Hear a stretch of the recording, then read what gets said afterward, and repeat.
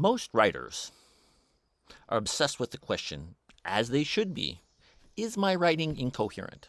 Does it make sense? Does it follow? Will people get lost? And if they get lost, will anyone read my stuff? Who would read something that was incoherent? And I want to tell you, this is a big problem, and you should take it seriously. Now, to discuss this problem, we're going to look at a piece of writing. Yes, it was published, but no one has ever heard of it.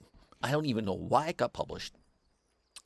And it's really incoherent. But because we look at it with a fine-tooth comb and we dissect its problems, we'll be able to point the direction for you to be sure that your writing is never incoherent, or all over the place, or irrational, or illogical, or just difficult to read.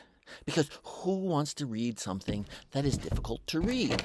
I mean, people are busy. They don't have a lot of time. Okay? So, let's take a look at this. Here's a sentence for you. They stab it with their steely knives, and they just can't kill the beast. Now, in this piece of writing, we never learn who is in the master's chambers, or why they can drink pink champagne on ice, but there's no wine. I mean, they haven't had wine there. I mean, it just comes out of nowhere. It's ridiculous. As I said, nobody knows this piece of writing.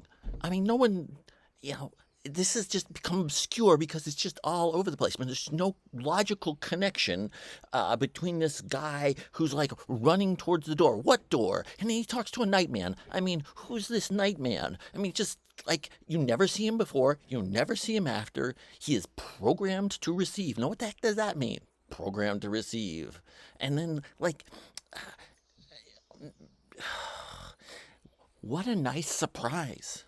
What a nice surprise. Twice. Like, why say the same thing twice? I mean, if you don't have a lot of room, why repeat yourself? I mean, that's redundancy.